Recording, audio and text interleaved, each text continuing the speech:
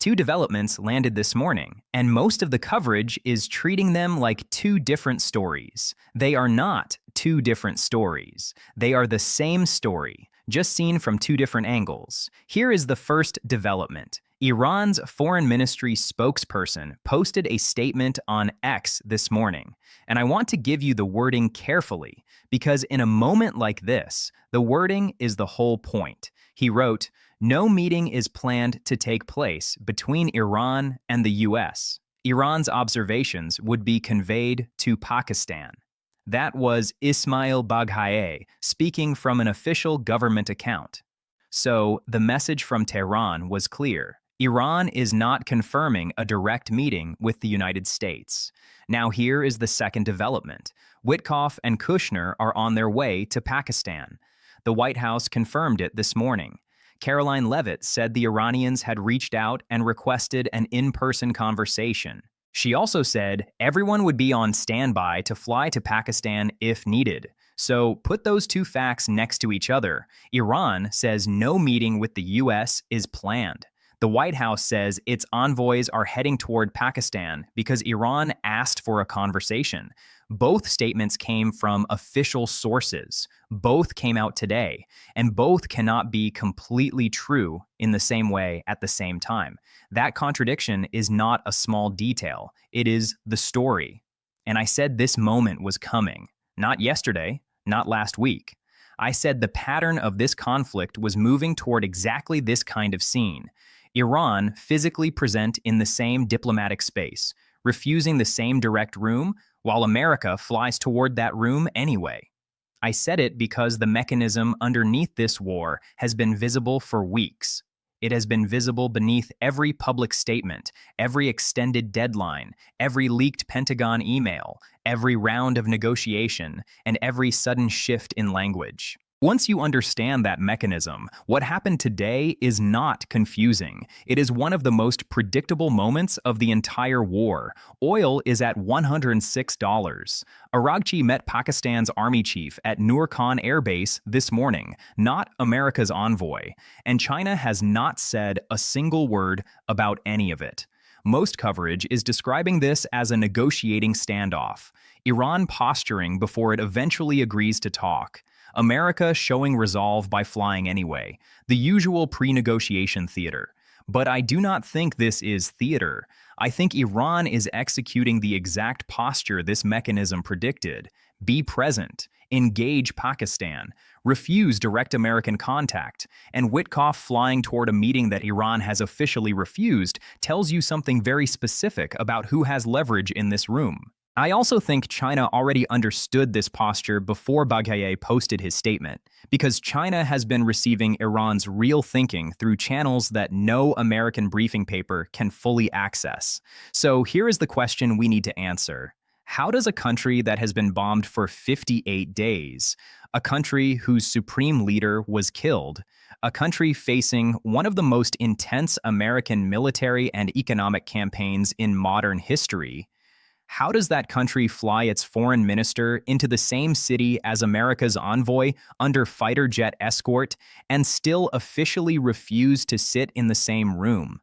What is the foundation underneath that refusal? The answer is one word: China. Not China as the direct reason Iran refuses the meeting. China as the economic architecture that makes Iran's refusal survivable. Iran can refuse the meeting because its oil revenue is still moving. There are 157.7 million barrels at sea. 97.6% of that is heading to China through a system the blockade cannot reach. Iran can refuse because Russia confirmed its readiness this week, and Araghchi is going to Moscow after Pakistan. Iran can refuse because the IRGC has made an internal calculation. Attending on American terms is more dangerous than absorbing the cost of continuing to refuse. That is the mechanism, and China already knows it. I call this the selective presence signal.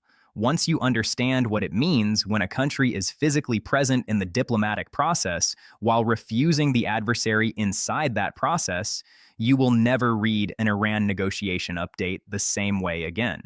And understanding why Iran being in Pakistan while refusing America is more alarming than Iran not coming at all tells you what comes after Witkoff lands.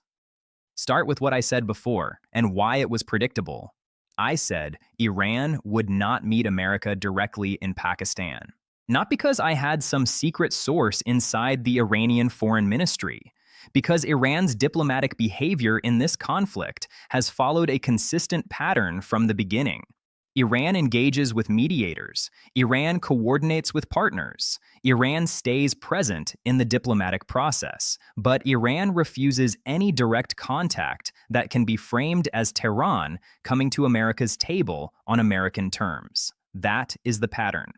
In the first Islamabad round, the talks moved from indirect contact into direct contact. Eventually, both delegations ended up in the same room, but that happened because Iran calculated that direct engagement served Iran's position at that moment. When that calculation changed, the behavior changed. After the IRGC vetoed the Qatar proposal, after Ghalibaf was displaced, after the internal balance shifted further toward the hardline faction, direct contact became much more costly for Tehran. So Iran's position became very specific. Iran would come to Pakistan. Iran would meet Pakistan. Iran would give its position to Pakistan to convey, but Iran would not enter the American room. I said this because Iran's behavior is not primarily driven by personalities or one-off diplomatic moods. It is structural. The IRGC controls whether any Iranian diplomat can say yes to anything important. And the IRGC's calculation is simple. Does entering this room strengthen Iran's long-term strategic position, or does it weaken it? That is the question. And the IRGC appears to have concluded that entering round 2 of direct talks before Iran coordinates its position with Russia in Moscow, and before the full shape of America's offer becomes visible through Pakistan's mediation, costs more than it gains. So Iran comes to Pakistan. Iran refuses the room. Iran conveys through Pakistan. Iran watches America's offer through Pakistan's filter before deciding whether that offer is worth direct engagement. That is not random stubbornness. It is an information strategy. By refusing direct contact and speaking through Pakistan, Iran learns what America is offering before America learns what Iran will actually accept. Iran sees the offer. Iran answers through Pakistan. Pakistan carries the answer back to America. America adjusts. Pakistan carries the adjustment back to Iran. At every stage, Iran is reacting to visible information, while America is reacting to filtered information. That is why the refusal of direct contact is not a breakdown in diplomacy. It is Iran choosing the information architecture that gives it the strongest position before any direct engagement begins.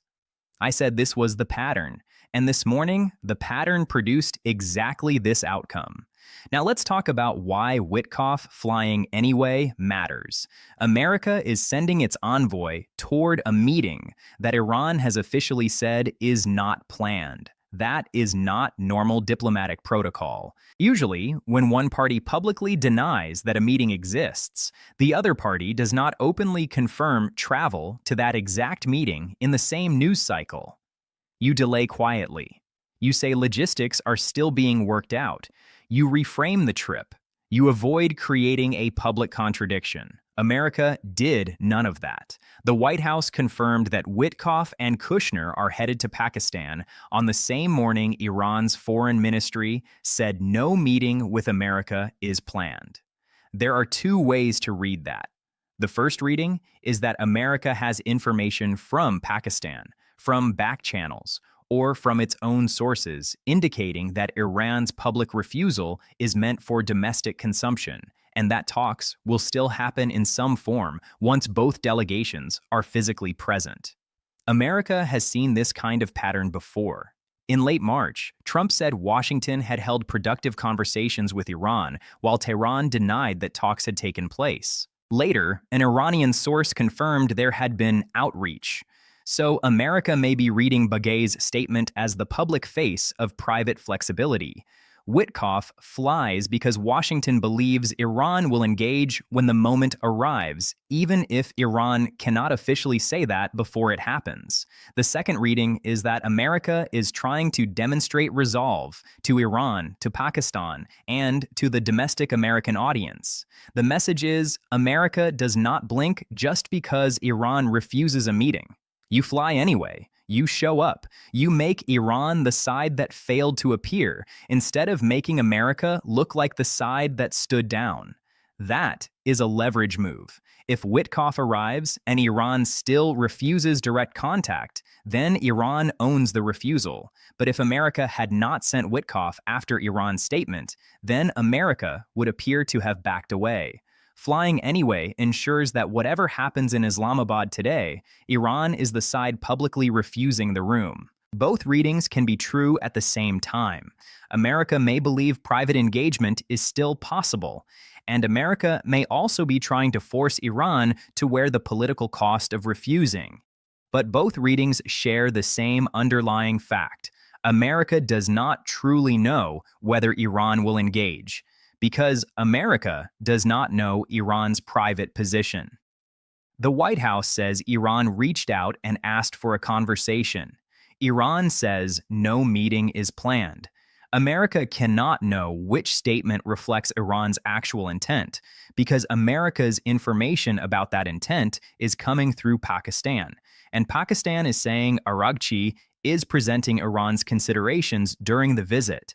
That is important language. Pakistan is not telling America, Iran will definitely sit with you.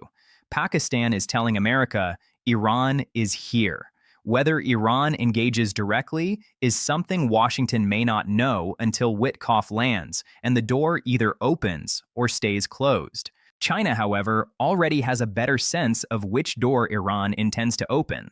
Not because China is in the room, because China has been in 26 phone calls with Araghchi during this conflict. Because China's commercial relationship through the Dark Fleet gives Beijing a continuous readout of Iran's economic calculation. Because Araghchi is going to Moscow after Pakistan, and because Russia is coordinating with China through its own comprehensive strategic partnership. This information advantage is not imaginary. It is structural, and it is real. Now let's define the selective presence signal, because this is the part most coverage is missing.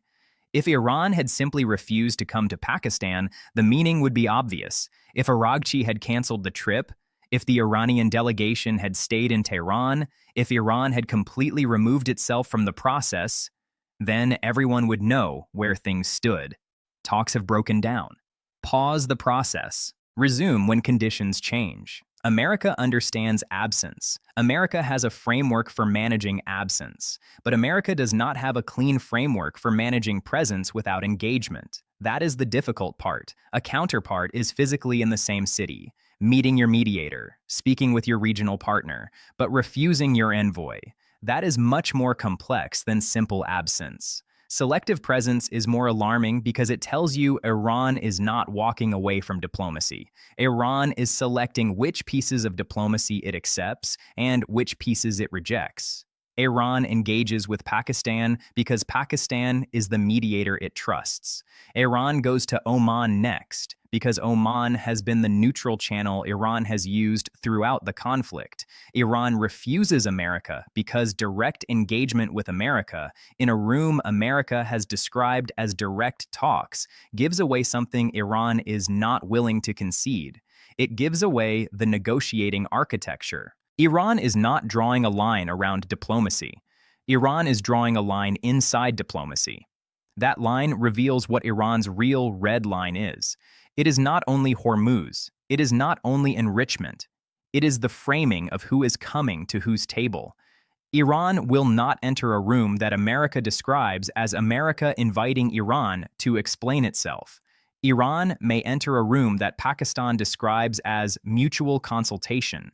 The difference may sound symbolic, but symbolism is not small in this conflict. It is about who controls the narrative of what the meeting actually is.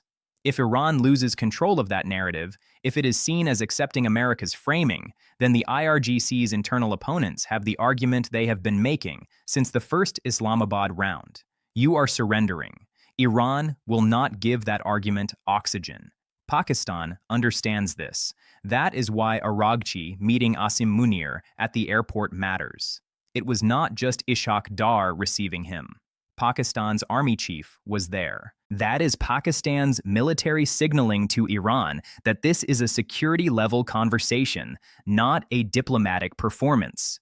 When Pakistan's army chief receives Iran's foreign minister, Pakistan is telling Tehran, "We understand you are here to coordinate on the security situation, not to take part in a diplomatic show being run by Washington. That framing matters. Pakistan is receiving Iran as a security actor, not as a party being dragged to America's table." That is Pakistan managing the narrative problem created by Iran's red line. It is sophisticated, and it may still produce the same kind of indirect-to-direct movement that happened in round one, but that only works if both sides give Pakistan enough space to manage the transition. And that space depends on America not publicly declaring victory before anything actually happens. The White House saying the Iranians reached out and asked for the conversation before Iran officially confirms any willingness to engage risks shrinking that space. It publicly frames the meeting as Iran coming to America's invitation. And that is exactly the framing the IRGC's hardline faction has been warning against since round one. Now let me make the strongest possible version of the opposite argument, because there is a real case that today's refusal is noise, not signal. The optimistic argument has three parts, and each one deserves to be taken seriously. The first part is that Iran has sent mixed signals throughout this conflict. In late March, Tehran denied talks with America, while an Iranian source later confirmed there had been outreach. After Islamabad round one, Iran's public statements and its private engagement did not perfectly match. So one could argue that this is just the same pattern repeating. Public refusal. Private engagement. Baghei's statement this morning may be Iran managing its domestic audience, especially IRGC hardliners who would describe any willingness to meet America as surrender. Araghchi's physical presence in Pakistan may be the real signal that engagement is possible. In that reading, the gap between public denial and diplomatic presence is not confusion. It is how Iran keeps the channel alive while managing internal politics. The second part of the optimistic argument is Pakistan's assessment. Al Jazeera's correspondent in Islamabad reported that Pakistani mediators are cautiously optimistic after Araghchi's arrival. That matters because Pakistan has often been one of the most accurate readers of where the process actually stands. Pakistan's army chief receiving Araghchi is not simply ceremony. It is Pakistan communicating at the highest security level that it believes this process can still produce something. A country that has invested as much as Pakistan has in this mediation, using its army chief, foreign minister, and prime minister's diplomatic capital, does not signal cautious optimism unless it has heard something from Iran that justifies that optimism. The third part is physical reality. Both delegations are in Islamabad at the same time. That matters. In round one, the process moved from indirect contact into direct engagement during the same session. The infrastructure exists. The Serena Hotel, the Red Zone venue, Pakistani security deployed across the city. The physical conditions for engagement are present in a way they would not be if Iran had refused to travel entirely. So, if Pakistan can get both delegations close enough, and if it can manage the framing correctly, the same movement from indirect to direct could happen again. That is the strongest optimistic case, and it is coherent. Iran's mixed signals have often ended in some form of engagement. Pakistan's cautious optimism is credible. Physical proximity makes movement possible. So yes, Iran's refusal may be an opening position, not a final position. But here is what that optimistic view cannot fully account for. Galibaf is no longer leading Iran's negotiating team. The man who sat across from Vance for 21 hours. The man who came close to a memorandum of understanding. The man Iran's side reportedly viewed as someone who understood the deal's technical architecture. That man has been displaced after IRGC interference. Now the person leading Iran's engagement is Araghchi, operating under IRGC supervision that has clearly tightened since round one. Araghchi cannot say yes to anything the IRGC has not already approved. That is the core issue. Pakistan's cautious optimism may reflect Araghchi's willingness to engage, but it cannot automatically reflect Araghchi's authority to commit. And a meeting where the Iranian participant cannot commit to anything meaningful is not a meeting that produces a final deal. It is a meeting that produces another familiar statement. Progress was made.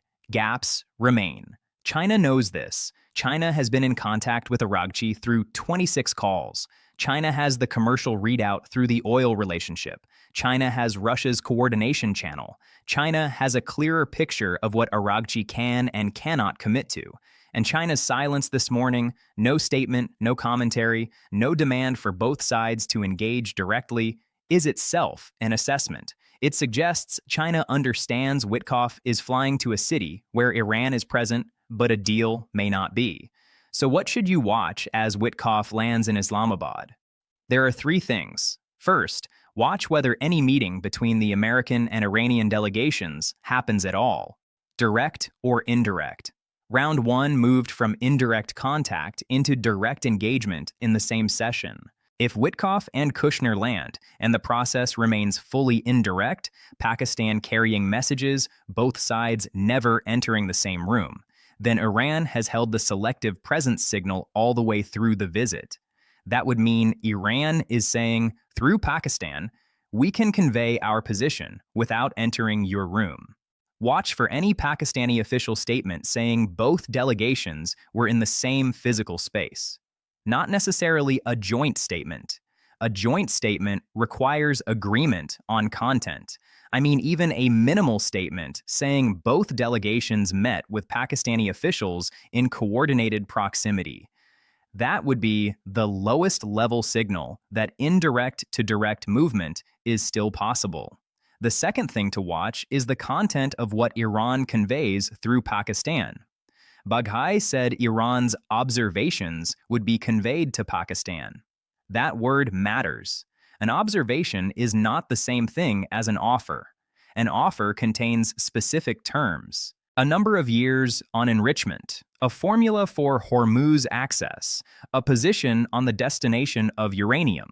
If Pakistan conveys to the American delegation only a list of Iran's existing public positions, then Iran is using Pakistan as a messaging channel, not as a negotiating intermediary. But if Pakistan conveys something new, a formulation Iran has not stated publicly, or a specific point of flexibility on one of the three core issues, then Iran is using Pakistan as a real back channel to test America's response before committing publicly. Watch the tone of the American delegation after receiving Iran's conveyed observations. If the tone shifts from "we are here to engage" to "we have heard something interesting," that tells you Iran sent something through Pakistan that was not in its public statements. The third thing to watch is what China says after this round ends. China has been silent through today's developments. No Wang Yi statement, no foreign ministry commentary, no press briefing response to Baghai's refusal or Levitt's confirmation of travel. That silence is deliberate. If China speaks specifically about the Islamabad round after it concludes, especially if China refers to the content of what was discussed rather than issuing a generic call for peace, that tells you China had information about what happened in the room that it should not have unless it was briefed in advance. China speaking specifically after the fact would be China showing the knowledge gap without naming it. So watch how specific China's language is. Generic peace language means China is observing. Specific language about deal content means China already knew. Push back on this if you see it differently, but read Baghaye's exact post on X. No meeting is planned to take place between Iran and the US. Iran's observations would be conveyed to Pakistan. Then read Caroline Leavitt's statement on Fox News that the Iranians reached out and asked for the conversation, read both on the same day, then ask how both can be official government positions at the same time. Read the pattern from earlier in this conflict. Iran refusing direct engagement while staying inside the diplomatic process. The IRGC displacing Galibaf before a deal could be committed to. China knowing Iran's floor before America hears the offer. Then read the Al Jazeera correspondent's report that Pakistani mediators are cautiously optimistic, and ask what exactly they are optimistic about when Iran has officially said no meeting is planned. Then ask the question today's press briefings are not asking. Witkoff is flying toward a meeting Iran says is not planned. Araghchi is meeting Pakistan's army chief instead, and China has not said a word. Which of those three facts tells you the most about where this war actually stands? I said Iran would refuse the meeting. This morning, it did, and China already knew.